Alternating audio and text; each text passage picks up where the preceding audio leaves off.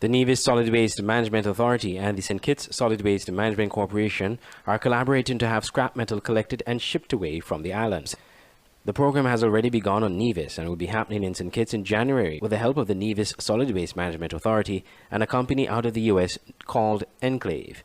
On Tuesday, during the SWMC radio program Talking Trash on Win FM, Andrew Hendrickson, General Manager of the Nevis Solid Waste Management Authority, explained how the scrap metal program will work. I would like to encourage all of your listening audience, especially those in St. Kitts, to respond and try to get rid of the white goods, the old wash machines and the refrigerators, stoves and all that, and the derelict vehicles. Try to utilize the opportunity to create volume and space and cleanliness around your environment and get all of your scrap metal to the St. Kitts Nevis Solid Waste Management Corporation landfill.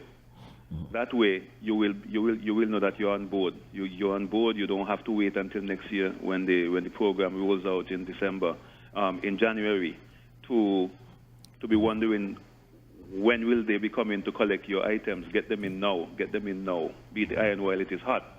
Okay, so that is the collection drive to build the stock. The other phase of the project, Mr. Hendrickson explained, is creating space at the landfill. The team that we have over here, they're very good at that. When they came to our landfill, there was hardly space for them to install the equipment. Very little space.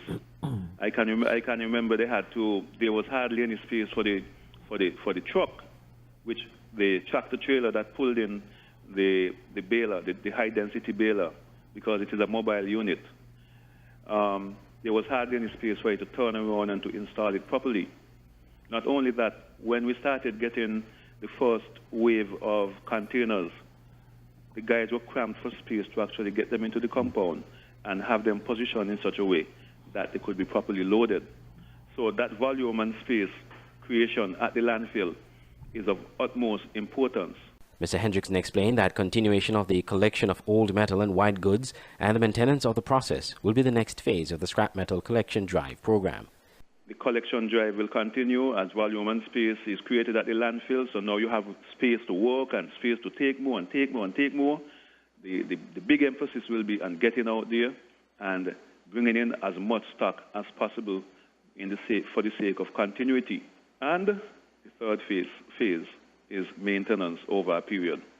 Maintaining the cleanliness and the volume, the space that you've created, the cleanliness you've created, maintaining that. Meanwhile, Mr. Hendrickson said the venture is very expensive, but said there is a lot of benefit to the program to the island.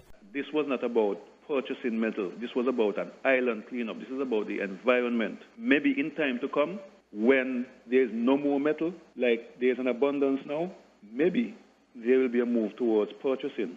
But as it is right now, there can be no emphasis on selling or purchasing, because what we have is a situation where both islands have been covered by all this scrap metal, breeding rodents, creating obstruction, traffic, limiting land use, and various other negative impacts. And so as a result, the emphasis should be a community spirit, like you outlined a little earlier, a community spirit. Let us get our environment clean. Let us get rid of all this clutter. The Nevis Solid Waste Management Authority signed an agreement with the United States-based Enclave Resources to help reduce the size of the landfill and to export scrap metal, scrap iron and cardboard boxes off the island.